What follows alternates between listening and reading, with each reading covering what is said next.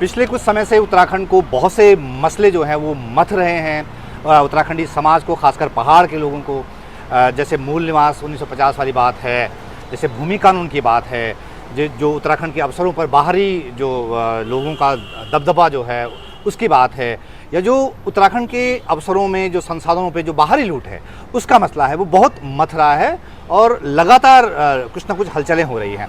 लेकिन इस बीच एक बहुत तेज़ी से एक मांग बहुत गूंजी है, वो है 5th शेड्यूल की मांग, उत्तराखंड को ट्राइब एरिया घोषित करने की मांग। और उस मांग के सूत्रधार हैं हमारे साथ अनूप बिष्ट जी हैं, उत्तराखंड एकता मंच के संयोजक हैं और लगातार उत्तराखंड से लेकर दिल्ली तक लगातार इस मुद्दे पर कुछ ना कुछ हलचल पैदा किए हुए हैं। आज हम दिल्ली में हैं, गांधी पीस फाउंडेशन में, वहाँ भी एक बड़ा जो है आयोजन हो रहा है इस मसले पर कि 5th शेड्यूल उत्तराखंड के लिए कितना ज़रूरी है। बिष्ट जी मेरे साथ हैं। बिष्ट जी, 5th शेड्यूल का आपको क्यों लगा कि ये बहुत ज़रूरी है उत्तराखंड के लिए? एक चीज़ हमें समझनी पड़ेगी पवार जी कि 5th शेड्यूल भारत का संविधान का जैसे 12 चैप्टर है, उसमें से 5वां चैप्टर है उत्तराखंड के लिए जो हम डिमांड कर रहे हैं 5th शेड्यूल है। हाँ। अगर 6ठा चैप्टर की बात करें तो ले में सोनम वांगचुक जी मांग रहे हैं। अच्छा, अब हमें ये समझना पड़ेगा है क्या चीज़ है ये 5th शेड्यूल ये है कि जो पूरे पहाड़ को ट्राइब घोषित करता है क्षेत्र पे। अच्छा, पूरे पहाड़ को ट्राइब घोषित करता है क्षेत्र पे। हाँ। अब आप इसको ऐसे समझिए कि उत्तराखंड के लिए क्यों जरूरी है। हाँ, हम ये सोचते हैं कि ये कोई नई मांग नहीं है। अच्छा, जब जब 1931 से लेकर 1972 तक ये उत्तराखंड के पहाड़ में लागू था, 5th शेड्यूल लागू था। अच्छा, जिसको शेड्यूल डिस्ट्रिक्ट एक्ट 1874 कहते हैं। अच्छा, अब जब ये पहाड़ में लागू था तो इसको उस टाइम की सरकार ने बिना किसी मंथन किए उत्तराखंड से हटा दिया। अच्छा, और आपने नोटिस किया होगा कि उत्तराखंड में तो सबसे ज्यादा पलायन तो 72 के बाद ही हुआ है। सब लोगों ने आना स्टार्ट किया दिल्ली एरिया। अब ये जरूरी हमें, अब ये क्यों जरूरी लगता है ट्राइब स्टेटस? आप इसको ऐसे समझिए कि उत्तराखंड की धरती में इस टाइम ना इस टाइप की मांगे उड़ रही है जिनका कभी अंत नहीं होना। जैसे आप एक एग्जांपल देता हूँ, मूल निवास 1950 है। मूल निवास 1950 से ट्राइबल को मिलता है, जो हम भी डिमांड कर रहे हैं। अच्छा, और भू कानून वो भी हम डिमांड कर रहे हैं, लेकिन मूल निवास लगने की अलग कोई धारा नहीं है जनरल कैटेगरी पे। अच्छा। ना ही भू कानून लगने की अलग कोई धारा बनी है अभी तक उत्तराखंड में। हिमाचल का है 1 सेक्शन 18। अब 18 उठा के यहाँ थोड़ी ले आओगे एग्जैक्टली। हाँ। इसीलिए पूरा पहाड़ जो ट्राइब है, ट्राइबल को ही मूल निवास 1950 मिलता है। अच्छा। और हम पहले से ही ट्राइबल हैं। अच्छा, तो इसीलिए ये 5th शेड्यूल की डिमांड है, जो ट्राइब हमसे छीना है 1972 में, उसको वापस मांग रहे हैं। तो आपका कहने का मतलब ये है कि ट्राइब की मांग उठेगी, ट्राइबल एरिया की मांग उठेगी, तो उसमें जो जितने मुद्दे जो हैं वो सब समाहित हैं, अलग नहीं। बिल्कुल। भू कानून 100% का भू कानून इसमें मिल रहा है। जो ग्राउंड में उठ रहा है भू कानून, उसमें 4% कृषि भूमि पे लगेगा। हाँ। और भारत सरकार की रिपोर्ट तो कहती है कि उत्तराखंड में जिसके पास 4 नाली से कम जमीन है वो भूमिहीन है। तो हमारे उत्तराखंड में तो मोर देन 90% लोग भूमिहीन है। हाँ। तो फिर हम कौन से भू कानून की मांग कर रहे हैं जिसमें हमें जंगल नहीं मिलेगा, नदी नहीं मिलेगी?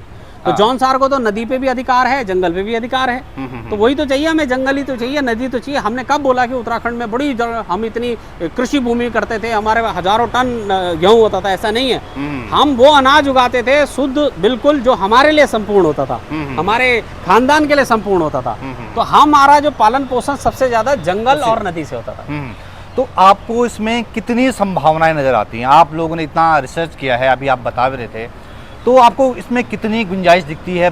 जो दूसरी मांगें उठ रही हैं, जैसे मूल निवास की मांग उठ रही है या भूमि कानून की मांग उठ रही है, इस 5th शेड्यूल वाली मांग में आपको क्या संभावनाएं नजर आ रही हैं? क्या हमारे पास है कि हाँ, ये मांग हम वहाँ तक उठाएंगे तो ये बात पहुँचेगी वहाँ तक? ये देखिए, ये इसलिए संभव है क्योंकि आप इसको ऐसे समझिए कि अगर भारत सरकार के पास कोई नियम है, कोई धारा है, तो लागू ही करना है। हाँ। लेकिन हम वो मांग नहीं उठा सकते जिसकी कोई धारा ना हो। जैसे मैं कहता हूँ कि अगर ट्राइब का धारा है तो 342, और अगर 5th शेड्यूल लगाना है तो 241। तो यही तो धारा इंप्लीमेंट करनी है ट्राइबल मिनिस्टर ने, और किसने करनी है? अच्छा। लेकिन अगर कोई नया कानून मांग लेना तो पहले उसका कानून बनेगा, 521 सांसद उसको बनाएंगे, अप्रूव करेंगे, बड़ा लंबा प्रोसेस है। 8 साल के अंदर ट्राइब भारत सरकार के माध्यम से उत्तराखंड को ट्राइब का दर्जा मिल जाएगा। वो इसलिए मिल जाएगा क्योंकि हम लोगों ने 1 साल से पूरी रिसर्च कर ली है। और उत्तराखंड के अंदर जो मूल है वो गढ़वाली कुमाऊनी है। अच्छा। और कड़वाली कमानी को जो पैमाना कहा जाता है वो वैदिक आर्यन कहे जाते हैं। आर्यन तो हैं, हम लोग वैदिक आर्यन है, हम देवताओं की संतान में कंसीडर किए जाते हैं, इसीलिए हम देवताओं को इंसान के अंदर प्रकट करते हैं, इसलिए पूरी हो जाएगी। लेकिन अगर आप कह रहे हैं कि हम सब मूल निवासी हैं, सब ट्राइबल हैं, तो हमारे कुछ पॉकेट्स में क्यों है ऐसा? अगर हम सब लोगों को क्यों नहीं मिला, मतलब पहाड़ के सबको क्यों नहीं? एक्चुअली भारत सरकार की एक मानसिकता है, हाटी समुदाय ने मांगा तो उनको मिला, हिमाचल में जो आप, हाँ, जम्मू कश्मीर ने मांगा तो उनको मिला, जम्मू कश्मीर में पहाड़ का इलाका है उसमें। हाँ, अभी देखो, अगर आप देखोगे रिवर्स माइग्रेशन का सबसे बड़ा पैमाना, जम्मू कश्मीर में सारे पंडितों को रिवर्स करने के लिए सबसे पहले क्या किया गया उनका, 17.5 लाख लोगों को ओबीसी और एसटी का आरक्षण अभी मई के महीने में दिया। जम्मू कश्मीर को भारत सरकार ने इसी मई के महीने में 10% का एसटी का इजाफा किया, 10% ऑलरेडी था, ठीक है, और 8% ओबीसी में इजाफा किया। तो आप इसको ऐसे समझिए कि वो क्यों कर रहे हैं, वो इसलिए कर रहे हैं कि उन्होंने मांगा।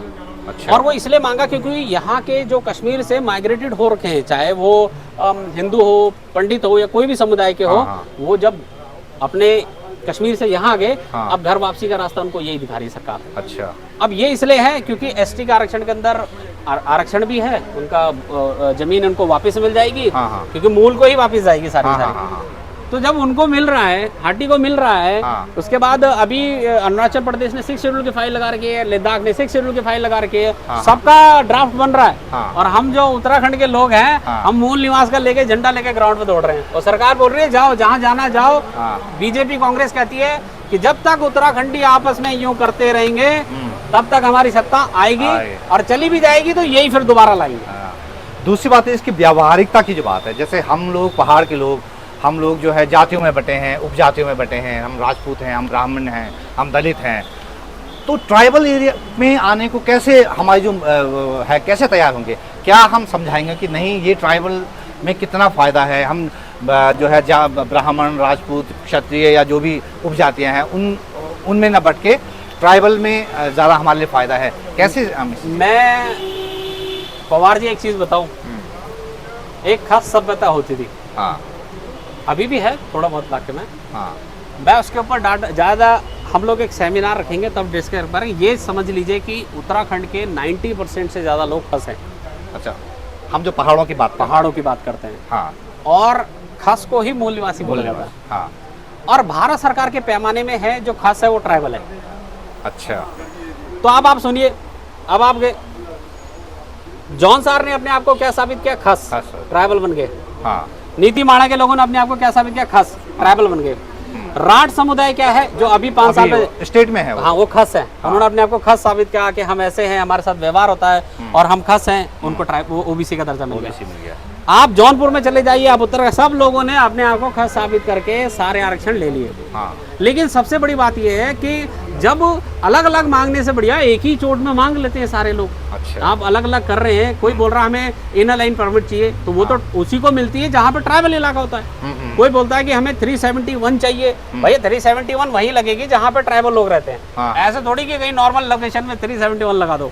371 इनर लाइन परमिट कहीं भी लगेगी, वहाँ ट्राइबल लोग होंगे। वो उन समाजों को बचाने की व्यवस्था है संविधान में कि जो जनजातीय समाज है वो अपने उनको बचाने का प्रावधान यही है। अब आप जब मैं आपको कहता हूँ हिमाचल के हाटी समुदाय ने क्या किया? खास साबित किया। कश्मीर के उन लोगों ने क्या किया? खास साबित किया। जुबिन नौटियाल क्या है? पंडित है। अमीचंद शर्मा जिनका मैं जिक्र कर रहा हूँ वो भी शर्मा है। आप किसी को भी उठा लीजिए उत्तराखंड में, ये जाति वर्ग वाला सिस्टम नहीं है। एसटी संस्कृति के ऊपर दिया जाता है। बिजली की बात थोड़ा सा मैं और क्लियर कर दूं, जुबिन नौटियाल की उन्होंने बात की, वो ब्राह्मण हैं मतलब जाति से, लेकिन उनका जो एरिया है, जो विधानसभा सीट है वो जनजातीय है, तो वो वहाँ से लड़ सकते हैं चुनाव। उनके पिताजी जो है वहाँ से चुनाव लड़े हैं जनजातीय सीट से, जबकि वो ब्राह्मण है। हाँ बिजली, अब इस बात को और एड ऑन कर देता हूँ कि हो सकता है आप और मैं इस टाइम जनरल कैटेगरी में तो हम वहाँ चुनाव नहीं लड़ सकते। ये भी एक बड़ी अच्छी चीज है कि ट्राइबल के क्षेत्र में ट्राइबल ही चुनाव लड़ेगा। अभी हम ये बोलते हैं कि हमारी 40 सीटें जा रही हैं, हमारी 4-6 सीटें और कट जाएंगी। अगर हमारा पूरा ट्राइबल क्षेत्र हो जाता है तो पूरे ट्राइबल क्षेत्र में ट्राइबल ही फाइट करेगा। ठीक है। अभी आपने थोड़े दिन पहले सुनिएगा एक नॉन उत्तराखंडी आया, वो चुनाव लड़ रहा है। अगर वो ट्राइबल क्षेत्र का होता, ट्राइबल क्षेत्र में जाके चुनाव नहीं लड़ सकता। ये इस 5th शेड्यूल की ताकत है। अगर हम ये मानते हैं कि टीएसी ट्राइबल एडवाइजरी काउंसिल, इसको आप छोटा मिनी सचिवालय समझ लीजिए, जो राज्यपाल और राष्ट्रपति के द्वारा संचालित किया जाता है। ठीक तो है। ट्राइबलों को तो 3 साइड फंडिंग होती है, स्टेट, प्रधानमंत्री और राष्ट्रपति। ठीक है। दूसरा एक जो एक समुदाय जो हमारा जो मूल निवासी समुदाय है, जो दलित है, पहाड़ का जो दलित है, वो हमारा मूल निवासी है, हम ये मानते हैं। उसको हम कैसे समझाएंगे कि उसका जो रिजर्वेशन है वो एससी वाला रिजर्वेशन इससे जो है इफेक्ट नहीं होगा, उससे प्रभावित नहीं होगा? क्या उसको डर नहीं रहेगा इससे कि अगर हम एसटी हो जाते हैं? नहीं, बिल्कुल नहीं रहेगा। अगर एसटी लगेगा तो वो आप ये देखिए, उनके पास तो दोनों ऑप्शन आ जाएंगे। अच्छा। जैसे जौनसार में है, हाँ। जौनसार के कौल समाज के लोग, हाँ। जो शिल्पकार समाज के लोग हैं, वो एसटी का भी सर्टिफिकेट बना सकते हैं। अच्छा। अगर उत्तराखंड की पॉपुलेशन इस टाइम 44% एसटी लगा हुआ है, हाँ। और अलग से 20% उनको वो मिलता है, हाँ। एससी समुदाय को कोटा मिलता है। हाँ। तो 20 आप ये सोचिए कि 4 और 20 ये 23% हो गया। उत्तराखंड में 5th शेड्यूल 51% ट्राइबल होने पे लग जाता है। अच्छा। तो हमें सिर्फ 26 से 27% लोगों को ट्राइबल कैटेगरी में लाना है। अच्छा। अब आप ये सोचिए कि उनका क्या भला, हाँ। अभी कौन सा भला हो रहा है? हाँ। अभी जितने भी हमारे कौल समुदाय के लोग हैं, मेरे गांव में तो आज तक किसी को, मेरे 5 गांव के आसपास क्षेत्र में किसी को नौकरी नहीं मिली। हाँ। हाँ। सारा जो संरक्षण है, अभी जो बिल आया 2004 ये वाला निर्णय लिया है, इसमें संभावना है। हाँ। पर मैं इसको थोड़ा सा हिंट दे दूं, हाँ। इसके ऊपर रिसर्च चल रही है, इनके लिए भी एक मुद्दा आने वाला। अच्छा। और उसका लॉन्च हम श्रीनगर से करेंगे। अच्छा। तो आखिरी सवाल बीज जी, क्योंकि आप आयोजन में हैं, मैं ये जानना चाह रहा था कि अब जो है, अभी तक आप की जो लड़ाई है, आप जो है अलग अलग सेमिनार कर रहे हैं, अलग अलग क्लास के लोगों को बुला रहे हैं, जिसे आप पब्लिक तक कैसे पहुंचा रहे हैं? पब्लिक कैसे समझे कि 5th शेड्यूल क्या है, हमें क्या फ़ायदा है, कैसे वहां तक जाए? देखिए, बागेश्वर में जब हमने पहली बार मंच लिया था, संकल्प लिया था, और उसमें हमारा पहले से ही 500 मीटिंगों का दौर चल रहा है। हाँ। ये आज की डेट में 78 नंबर की मीटिंग है। अच्छा। और इसीलिए मुद्दा बड़े इंटेलेक्चुअल पीपल को, जिनको हम समझा रहे हैं, हाँ। तो वो अपने आर्टिकल के माध्यम से, अपने लेख के माध्यम से, डिजिटल के माध्यम से लोगों को समझाएंगे। ठीक। इसके बाद हो सकता है पवार जी की एक डेट घोषित होने वाली है, हो सकता है वो डेट मुंबई से घोषित हो। अच्छा। है ना? और उस डेट के माध्यम से सारे पहाड़ियों को एक जगह एकत्रित किया जाएगा। ठीक है। वो उससे पहले भारत सरकार को पूरा डेलीगेशन, जो ट्राइबल कमेटी है, वो लेटर सबमिट कर देगी। हो सकता है ये 300 पेज का एक लेटर ड्राफ्ट हो, और फिर एक जन जागरण अधिकार हो। उस लेटर को जो भी पढ़ेगा ना, उसको सबका अपना इतिहास पता चल जाएगा कि मैं कौन हूँ और मुझे ट्राइब क्यों चाहिए। ये है। तो ये 5th शेड्यूल की लड़ाई जो बीज जी ने बहुत सरल शब्दों में समझाई। अनूप जी, बहुत बहुत धन्यवाद आपका। Thank you so much sir. Thank you sir.